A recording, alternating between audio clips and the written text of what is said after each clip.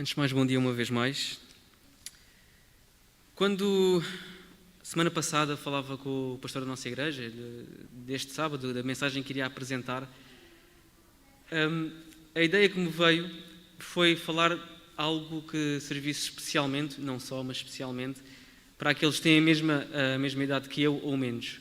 Portanto, isto foi pensado especialmente para os jovens desta igreja, no entanto, não quer dizer que não se aplica a todos nós.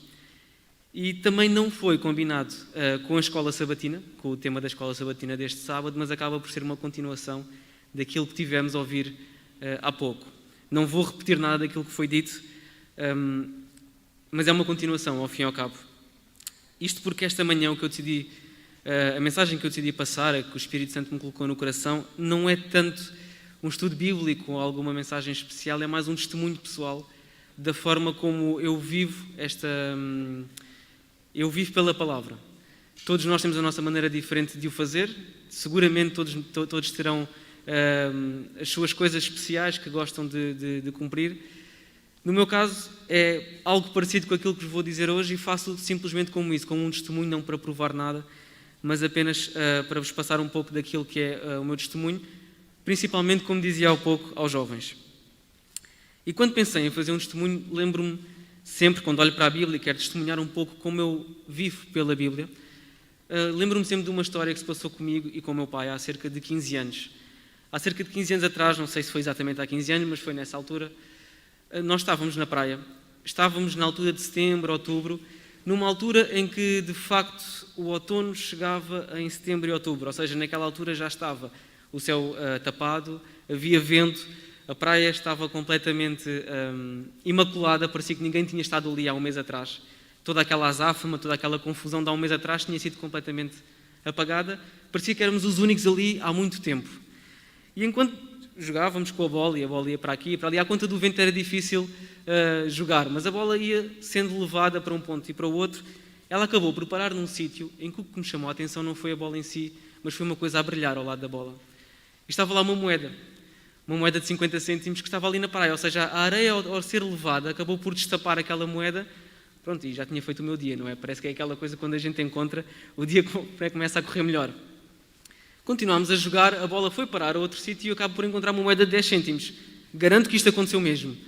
E quando a pessoa encontra a segunda, pensa, queres ver? Voltámos ao primeiro local e começámos a cavar nesse sítio. Não só estava lá aquela moeda de 50 cêntimos, como mais tarde encontramos uma de 10, uma de 1 euro, uma de 2 euros, e quando a pessoa está nesta fase já pensa, se eu continuar a cavar eternamente, vou ficar rico. Não continuamos a cavar eternamente, não continuamos a cavar durante muito mais tempo, ficámos por aí. O somatório foi 3,80 euros, penso que na altura já deu para comprar 2 gelados e ainda dava troco. Hoje em dia, se calhar, dava só quase para uma pessoa. Mas eu conto esta história porquê?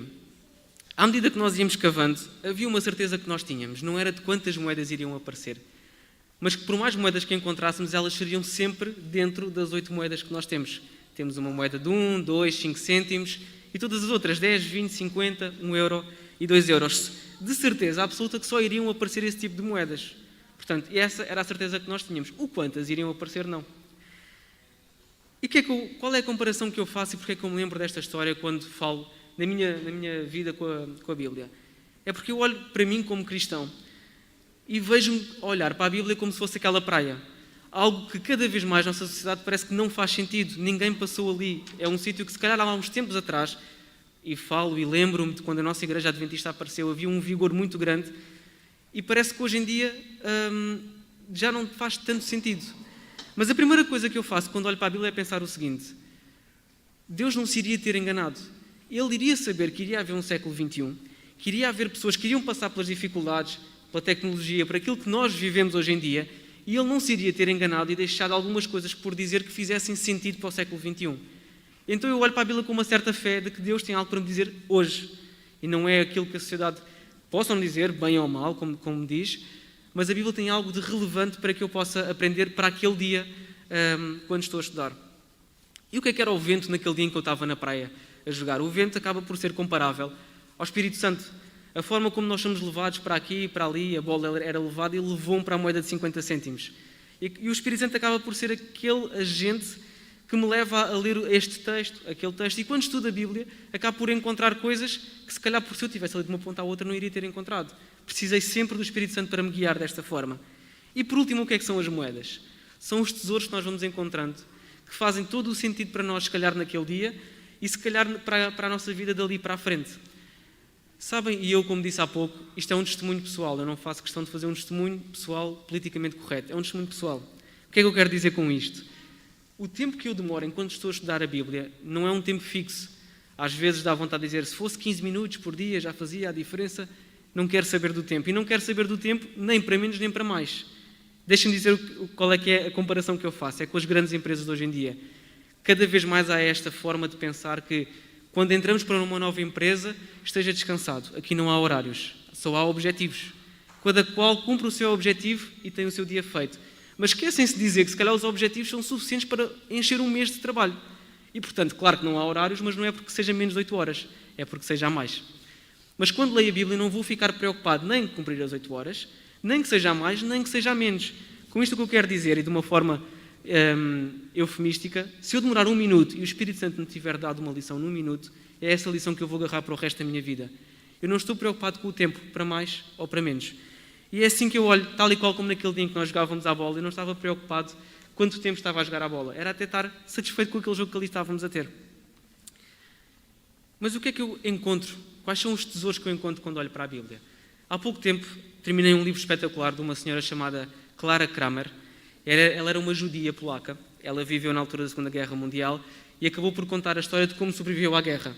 Nem toda a sua família sobreviveu, mas ela conseguiu sobreviver de uma forma espetacular. E ela vai contando a história dia a dia, o que é que sofreu, o que é que passou, quando é que esteve praticamente a ser executada, como é que se escapou dessa execução. E quando eu acabo aquele livro, eu acabo por aprender uma grande lição de agradecimento. E isto é verdade, foi uma coisa que não foi a Bíblia que me ensinou naquele dia.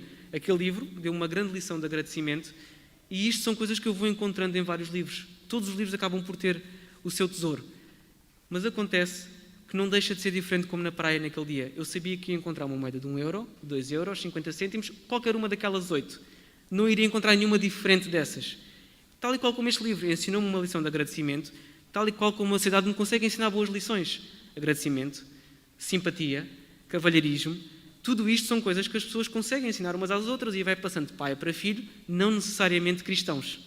No entanto, quando eu de manhã acordo e vou à Bíblia, eu não estou só, mas não estou só à procura destas lições, que valem 1 euro, que valem 2 euros. Percebem a comparação? Eu estou à procura de uma lição que valha um pouco mais. Eu estou à procura de algo que seja Deus a dizer-me e não algo que qualquer outra pessoa da nossa sociedade me pudesse dizer. A Bíblia, alguém diria, é nada mais, nada menos do que Deus a ensinar as verdades do céu ao homem. Ok, mas eu preciso de ver isso. Quando eu acordo de manhã e quero olhar para a Bíblia, eu tenho que ver, tenho mesmo que ser como aquele discípulo de Jesus que precisava tocar nas mãos de Jesus para saber que era ele. Se me contarem que a Bíblia tem tesouros valiosos, para mim não chega. Eu preciso de vê-los. Pronto, então a sociedade não chega. A moeda de 1 e 2 euros não satisfaz. Então o que é que eu consigo ver na Bíblia? Porque toda esta introdução tem que chegar a algum lado. O que é que eu consigo ver na Bíblia? Vamos olhar para a Bíblia no panorama geral. Quantos livros é que a Bíblia tem? 66. A Bíblia apresenta 2 divisões. Primeiro 39 livros e depois 27. Os primeiros 39 nós chamamos o Velho Testamento e o Novo Testamento. E estes 2 testamentos acabam por ter 2 estratégias diferentes de mostrar ao mundo qual é o plano de Deus para a salvação. São 2 estratégias diferentes com o mesmo objetivo. Mas são 2 estratégias que não foram ao acaso. Não foi preciso uma porque a primeira tenha falhado. Porque nós, desde o início, que vemos a primeira a falar que iria haver uma segunda estratégia para levar a salvação de Deus ao mundo. Ok, então eu olho para a Bíblia e tenho este panorama geral. Há pouco tempo, penso que todos fomos acompanhando as transmissões do Novo Tempo e houve algo que Deus me colocou no coração quando ouvi uma lição do pastor Daniel Bastos, em que ele falava sobre Isaías. E ele disse o seguinte: Isaías tem 66 capítulos. Naquele momento fez-me luz. Eu pensei assim, será que estes 66 capítulos têm a mesma divisão da Bíblia? Isto é só uma hipótese. Não posso fazer a Bíblia dizer aquilo que eu quero. Mas é uma hipótese. Foi uma hipótese que foi levantada, tal e qual como os matemáticos antigamente levantavam muitas hipóteses até chegar à correta. E eu levantei aquela hipótese naquele dia e decidi aprofundar esse tema. Bom, esta Bíblia que eu tenho aqui é a Bíblia de Estudo de Andrews. Foi-me oferecida por as pessoas que eu considero os meus pais adventistas. E ela, no início de cada livro da Bíblia, ela tem uma pequena explicação acerca do livro que se segue. Comecei por aí. Fui ler acerca do livro de Isaías e dizia o seguinte: o livro de Isaías, escrito pelo profeta Isaías, mas que nos tempos atuais, nos tempos mais recentes, alguns eruditos começam a pôr a hipótese de ter sido escrito por 2 ou mais pessoas, dada a divisão entre a primeira e a segunda parte. Espera lá, isto soa a qualquer coisa familiar. Divisão entre a primeira e a segunda parte? E onde é que é essa divisão? Continuei a ler, até ao capítulo 39, o tema de Isaías é, e passo a citar, o apelo à fidelidade, o foco em Deus, a salvação que vem de Deus e a eliminação do pecado. Não é algo semelhante àquela que era a intenção de Deus para o povo de Israel no Velho Testamento? Bom, mas ainda não chega. Vamos mais à frente. Diz o seguinte, segunda porção da Bíblia, os últimos 27 capítulos, tem o seguinte tema: conforto, restauração e juízo, as boas novas da salvação. A salvação aos exilados e aos não-israelitas, o convite a aderir às cláusulas da aliança, aos 10 mandamentos e, em especial, ao sábado. E, por último, as promessas de restauração. Não é familiar àquilo que o Novo Testamento diz? É que neste ponto eu pensei, bom, isto é demasiado coincidente para ser só coincidência. Parece que há alguma intenção ao ter escrito isto, e Isaías escreveu 7 séculos antes de Jesus ter aparecido. Portanto, havia uma intenção que não podia ser humana desta divisão ficar feita desta forma e de chegar até hoje. Quando eu descobri isto, foi semelhante a quando eu estava na praia e apareceu a primeira moeda de 50 cêntimos. Parece que aqui havia qualquer coisa para desenterrar mais. Não consegui ficar por aqui, obviamente. Então pensei no seguinte: vou fazer pontaria a um capítulo. Não quer dizer que eu vá querer que esse capítulo diga aquilo que eu quero. Mas se o Espírito Santo me levou para aquele capítulo em especial, vou estudá-lo, vou lê-lo e aprofundá-lo. Fui a Isaías 40. Bom, se a Bíblia tem, de certa forma, alguma comparação com Isaías, no número de capítulos e no número de livros, será que Isaías 40, que é o 40º livro de Isaías, tem alguma coisa a ver com Mateus, que é o 40º livro da Bíblia? Bom, e de facto até tem alguma coisa a ver com a Bíblia. Alguma coisa a ver com a Bíblia, com Mateus. E aqui sim, é que eu comecei a ver que havia demasiada coincidência para ser só de coincidente. Vou pedir à cabine que possa pôr o PowerPoint, que eu há bocado tinha pedido.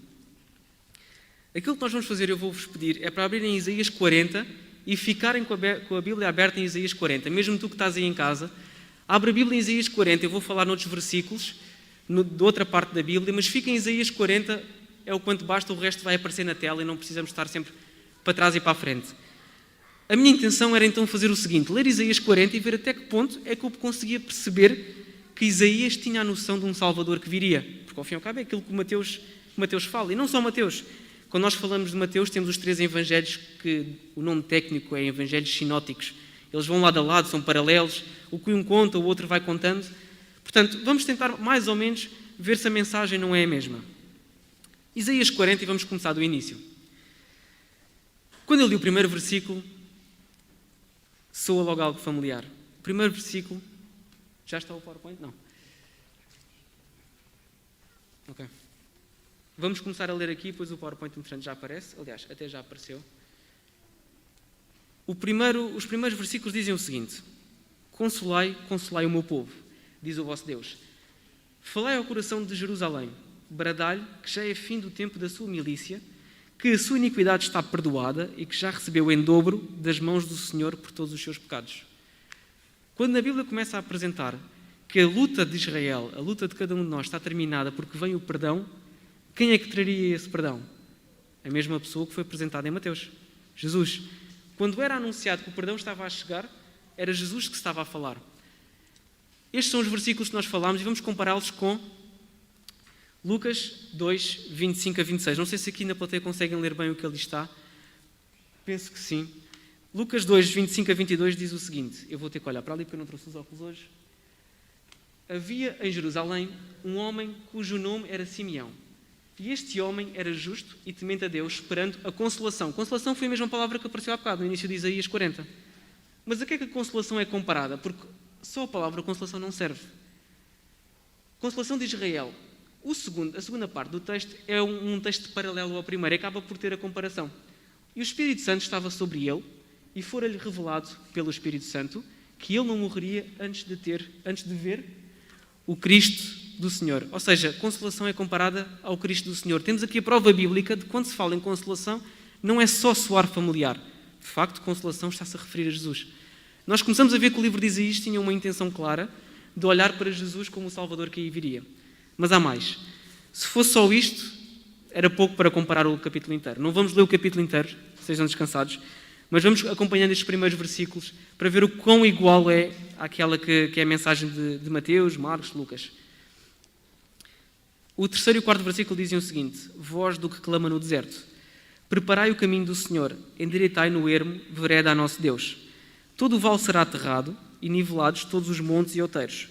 O que é tortuoso será retificado e os lugares cabrosos serão aplanados. Para quem conhece a Bíblia assim por alto, soa familiar estes versículos? A voz do que clama no deserto não está diretamente a referir-se a alguém? É porque se nós formos a Mateus 3, 1-3, o que é que diz? E naqueles dias apareceu João o Batista pregando no deserto da Judeia e dizendo: arrependei-vos, porque é chegado o reino dos céus. Porque este é o anunciado pelo profeta Isaías, que disse: voz do que clama no deserto, preparai o caminho do Senhor e endireitai as suas veredas. Até este ponto, quando eu já tinha descoberto esta parte da Bíblia, já não tinha só encontrado a moeda de 50 cêntimos. Eu já comparava isto a uma moeda quase de 1 euro, porque já estava a ser demasiado coincidente para ser só coincidência. Havia uma clara intenção. Mas vamos continuar. Do versículo 5 ao versículo 8, não vamos fazer uma grande comparação com um versículo em específico, porque todo o texto é uma mensagem que nos faz lembrar quase todos os evangelhos. Diz o seguinte: a glória do Senhor se manifestará e toda a carne haverá, pois a boca do Senhor o disse. Uma voz diz: clama, e alguém pergunta: que hei de clamar? Toda a carne é erva e toda a sua glória como a flor da erva. Seca-se a erva e caem as flores, soprando nelas o hálito do Senhor. Na verdade, o povo é erva. Seca-se a erva e cai a sua flor, mas a palavra de nosso Deus permanece eternamente. O que isto me fez lembrar é mais ou menos o seguinte: aquilo que foi escrito 700 anos antes de Jesus vir, era o que iria permanecer quando Jesus cá estivesse e posteriormente a isso. A palavra de Deus iria ser eterna, ao contrário do povo. O povo que ouviu as palavras de Isaías já não estava lá. O próprio Isaías, que escreveu o livro, já não estava lá. E a própria mensagem, que era a mensagem de Deus, permaneceu eterna. Tal e qual como estes versículos dizem. A mensagem é eterna desde antes de nós existirmos e até depois desta terra chegar ao seu fim. Mas continuamos. Versículo 9, e este é especial. Tu, ó Sião, que anuncias boas novas, sobe a um monte alto, tu que anuncias boas novas a Jerusalém, erga a tua voz fortemente, levanta e não temas, e diz às cidades de Judá: eis, aqui está o vosso Deus. Boas novas. Bom, nesta parte já tinha a certeza que era suposto estar a falar de Jesus. Boas novas não foi aquilo que Jesus veio trazer a esta terra. Mateus 4,23 e muitos outros poderíamos ter encontrado, utiliza a palavra diretamente que Jesus estava em toda a Galileia, ensinando nas sinagogas e pregando o Evangelho. O Evangelho, boas novas, é a mesma coisa. Ou seja, Jesus estava a ser predito toda a pessoa que ele iria ser e os seus passos desde há 700 anos atrás. No versículo 10 vai falar sobre o galardão que Jesus trazia. O versículo 10 diz o seguinte: eis que o Senhor Deus virá com poder e o seu braço dominará. Eis que o seu galardão está com ele e diante dele a sua recompensa. Quando olhei para este versículo, não é diretamente a falar dos Evangelhos, é a falar mais do galardão que existirá na segunda vinda. É um tema que acaba por estar bastante presente em Isaías. Nós temos que perceber, Isaías estava a olhar para a frente e quantas vindas do Senhor é que ainda faltavam acontecer? 2, a primeira e a segunda. Então Isaías intencionalmente, quando fala da vida de Jesus, ou quando fala da personagem de Jesus, ele não fala distintamente só sobre a primeira ou só sobre a segunda. Acabam por aparecer versículos que vão falando de uma e de outra. Quando se fala no galardão que Jesus traria, é aquele que será dado às pessoas, tal e qual como é dito em Apocalipse 22:12, o galardão está comigo para dar a cada um segundo a sua obra. E em Mateus fala novamente, o Filho do Homem virá na glória de seu Pai, como os seus anjos, e dará a cada um segundo as suas obras. Deixem-me fazer uma pausa aqui. Quando se fala que dá a cada um as suas obras, parece que estamos a contradizer um pouco o que há bocado estávamos a falar na escola sabatina, que as obras de cada um têm peso no galardão de cada um. Parece que, humanamente pensando, quanto mais eu fizer, mais eu mereço. É um pensamento que é quase automático em nós. E a Bíblia ensina-nos um contrário. não é propriamente pelo que tu fazes, mas é mais pela força que te motiva. Se é o amor a Jesus que te motiva essas obras, essa fé, esse amor é o que vai ser tido em conta.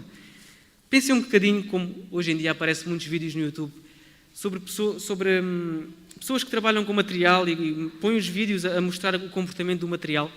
E há um vídeo em particular que muitas pessoas costumam colocar, que é quando se tem uma bola de metal, ferro, alumínio, qualquer coisa, uma bola de metal, e se coloca a temperaturas de 1000 graus, 1500 graus. O que acontece a essa bola é que ela começa a tomar uma certa tonalidade. Começa a ficar avermelhada essa bola. Ao fim e ao cabo, isto é a comparação que é feita entre fé e obras. As obras, quando eu olho para uma pessoa, elas são um reflexo daquilo que está lá dentro. É o vermelho da bola, quando ela está muito quente. Se a bola está quente, eu tenho a certeza que tem que vir de alguma fonte de calor. Ela teve que ser aquecida e, portanto, eu tenho a certeza que ela está a calor. Não preciso tocar nela, não preciso ver o seu interior para saber que está quente. No entanto, eu não deixo de ver que ela está vermelha. Claro que isto dá asa a todas as comparações. Há pessoas que podem se pintar de vermelho para parecer que têm as tais boas obras. Mas não deixa de ser verdade que uma bola verdadeiramente quente está numa tonalidade vermelha. E ao fim e ao cabo a comparação que fazemos com fé e obras. Jesus trará a cada um o seu galardão de acordo com as suas obras. Não quer dizer necessariamente que é com o quão mais vermelho ou menos estejam. Esses estão vermelhos. Esses estão imbuídos de um espírito que possa levá-los a fazer obras em nome de Jesus. É mais ou menos isto que é a ideia por detrás destes versículos. A cada um segundo as suas obras, segundo aquilo que eles refletem, fruto do espírito que os move. Pronto. Esta aqui não foi uma comparação boa com Mateus. Digamos que é só uma moeda de 10 cêntimos que eu desenterrei naquele dia. Mas vamos continuar. Versículo 11.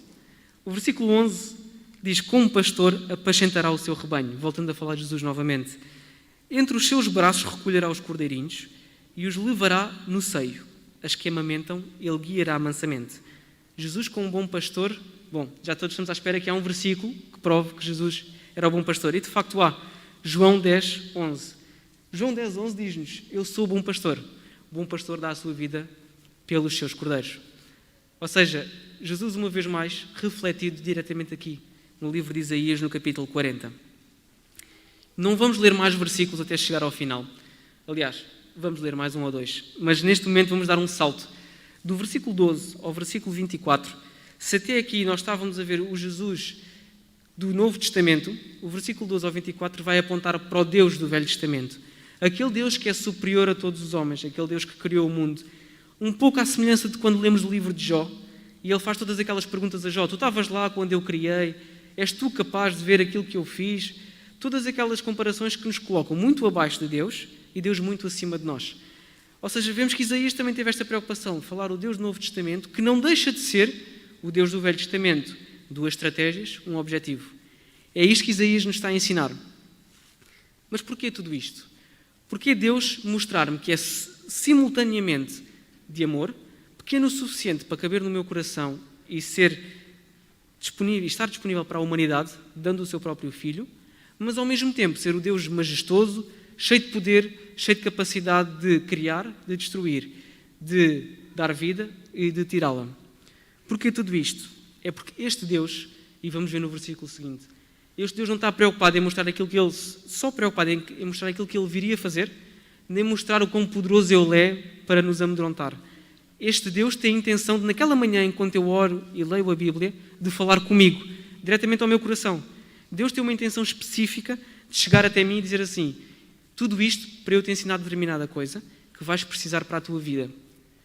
Como é que eu provo isto? Vamos ao versículo 25. Do versículo 25 ao versículo 28, Deus já não é propriamente o Deus majestoso. Não é que ele deixe de ser, mas ele aqui tem uma clara intenção de mostrar que é um Deus que está disponível para falar comigo ali naquele quarto, naquele cadeirão, enquanto eu abro a Bíblia e estou a falar.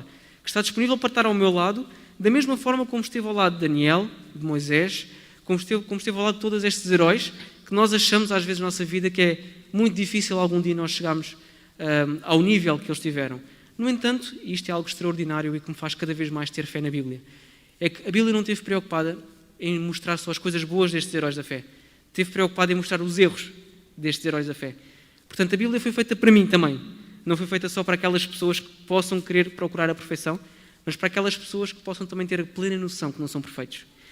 Jesus chega ao pé de mim no versículo 25 e naquele dia disse-me: a quem, pois, me comparareis? Para que eu lhe seja igual, diz o santo. Levantai ao alto os olhos e vede. Quem criou estas coisas? Aquele que faz sair o seu exército de estrelas, todas bem contadas, as quais ele chama pelo nome. Por ser ele grande em força e forte em poder, nenhuma só vem a faltar. Porque depois dizes ao Jacó e falas ao Israel, e aqui eu colocaria o meu nome: o meu caminho está encoberto ao Senhor e o meu direito passa despercebido ao meu Deus.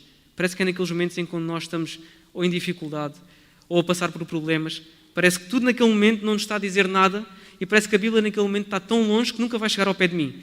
Mas é neste momento que Deus me pergunta: porquê é que diz isso? Porquê é que achas que eu não sou capaz de falar, porque eu não sou capaz de ver o teu caminho, por onde andas, os problemas que estás a enfrentar neste momento? Porquê é que diz isso? Eu sou aquele que criou as estrelas e todas elas têm contadas. No versículo 28 diz: não sabes? Não ouviste que o eterno Deus, o Senhor, o Criador dos fins da terra, não se cansa nem se fatiga, não se pode esquadrinhar o seu entendimento. Aquilo que o Espírito Santo naquele momento me estava a dizer era, ao fim e ao cabo, que por mais problemas sejam os teus problemas, nenhum problema é maior do que os problemas que Deus pode resolver. Ou seja, por mais que estejas a enfrentar, Deus já está à frente disso. Tu vês o problema, Ele vê a solução. E aqui, eu sei que isto pode parecer frase feita, mas eu preciso naquele momento, naquela manhã, que Deus me diga isso. Se for Deus a dizer-me, não me interessa se é frase feita, como dizia há pouco, não me interessa o tempo. É quando Deus me diz isto, que eu começo a ver que havia uma lição para mim, que eu consigo agarrá-la e colocá-la no meu bolso. Nunca sabe quando é que se vai precisar novamente. Naquele momento Deus disse: não interessa o que tu fizeste, interessa o que eu posso fazer em ti. E então quando Deus me diz isto, eu consigo ver que existe uma clara intenção de Deus, não só de mostrar que é majestoso, que era um Deus que viria à humanidade, mas que era um Deus que viria para mim, em pessoa, pessoalmente, a cada dia. Vamos a Isaías 1,18. Isaías 1,18 diz o seguinte: vinde, pois, e arrazoemos. É algo que eu gosto de fazer com Deus todas as manhãs. Falar diretamente com Deus e ver Ele a responder-me a mim. Arrazoemos, diz o Senhor. Ainda que os vossos pecados sejam como a escarlata, eles se tornarão brancos como a neve. Ainda que sejam vermelhos como o carmesim, se tornarão como a lã. É estas as palavras de conforto que Deus nos traz. É por isso que o versículo começa com consolai. Consolai porque o vosso conforto está a chegar. Jesus está a chegar, não só daquela vez que veio fisicamente a esta terra para nos salvar, mas porque todas as manhãs com o Espírito Santo Ele pode chegar até nós, trazer-nos o conforto e a paz. Paz em hebraico é uma palavra que quer dizer muito mais do que aquela que nós hoje em dia a conhecemos. Não é paz no sentido de não ter problemas, é paz no sentido também de ter sucesso perante os nossos problemas, de conseguir ultrapassá-los e conseguir chegar mais longe. Era esta a paz que Deus me dá. Quando eu li esta parte, eu desenterrei a moeda de 2. A moeda mais valiosa que eu podia ter enterrado naquele dia estava aqui neste versículo. Quando Deus me disse que me traria a paz, apesar daquilo que eu pudesse ter feito, Ele podia me fazer ainda melhor. Apesar de eu poder ser vermelho como o escarlate, Ele podia me tornar branco como a neve. E naquele dia Deus disse: ok, tu és pecador, não interessa quão vermelho estás, eu vou tornar-te mais branco do que o branco que tu consegues imaginar.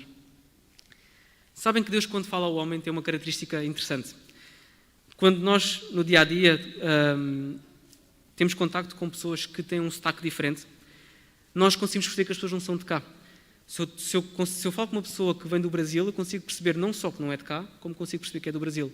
Mas se eu ouvir uma pessoa que venha de Angola falar, eu consigo perceber que vem de Angola.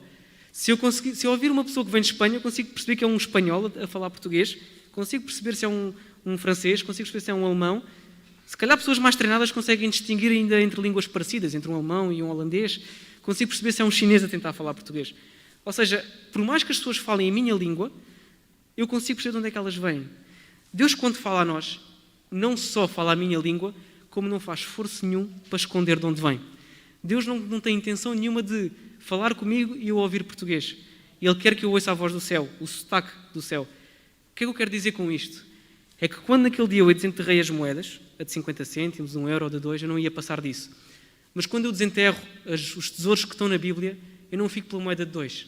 Eu vou à moeda de 3, vou à moeda de 4, vou à moeda de 5,5, as moedas que vocês queiram imaginar. Os tesouros que estão na Bíblia não são só aquelas lições que a sociedade me ensina, como eu dizia há pouco. Cavalheirismo, simpatia, agradecimento. São lições muito mais profundas que têm que me trazer não só as boas maneiras, como também a paz que o Senhor podia dar. Mas até agora, no versículo 40, onde é que eu encontrei a paz? Sim, neste último versículo que eu li, Mas Deus não fica simplesmente por te limpar aquilo que fizeste. Ele torna-te ainda maior. Como dizia exatamente no segundo versículo, vocês vão receber em dobro por os pecados que cometeram. O versículo 2 diz isso. A sua iniquidade será perdoada e já recebeu em dobro das mãos do Senhor. Mas onde é que até aqui eu recebi em dobro? Até agora só recebi igual ao que tinha feito. Ok? Perdoado. Onde é que eu me torno melhor? Onde é que eu me torno mais próximo de Jesus? E onde é que Jesus transforma o meu coração? Era isso que Jesus tinha guardado para mim naquele dia, nos últimos versículos de Isaías 40. Vejam o que diz. Este Deus faz forte ao cansado e multiplica as forças ao que não tem nenhum vigor. Os jovens cansam e se fatigam, e os moços de exausto caem. Mas os que esperam no Senhor renovam as suas forças, sobem com asas como águias, correm e não se cansam, caminham e não se fatigam. Aqui está uma lição que nenhuma sociedade me poderia ensinar. Aqui está algo que não pode vir de nenhuma sociedade que possa existir ou ter existido até aos dias de hoje. Quando se começa a falar de uma força que nós possamos ter, que vem do Senhor, quando se começa a falar que nós possamos voar com asas como águias, tem que ser um poder que não vem da humanidade, que tem que vir do céu. Por isso é que eu dizia que Deus, quando fala comigo, Ele não fala com o sotaque. Ele fala português, mas não esconde o sotaque do céu. Ele a mim não me diz só, eu vou-te pôr como estavas no início, eu vou-te pôr ainda melhor. O que estava antes vai ser transformado, não para igual, mas para ainda melhor. São estas promessas de Deus, quando eu olho para estes últimos versículos da minha vida, e são estas as promessas, como eu dizia há pouco, que eu guardo no meu bolso. Nunca se sabe quando é que vai ser preciso novamente. Nunca se sabe quando é que vai ser preciso ter isto no nosso coração, que Deus faz forte ao cansado.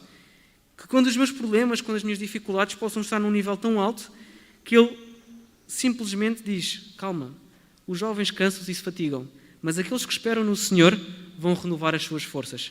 Vão ser ainda melhores, voar ainda mais alto com asas como águias. Correm e não se cansam, caminham e não se fatigam. Naquele dia eu cheguei a uma conclusão. É que eu posso ler muitos livros e aprender muitas boas lições, mas a Bíblia é o único livro onde eu vou desenterrar uma moeda de 3.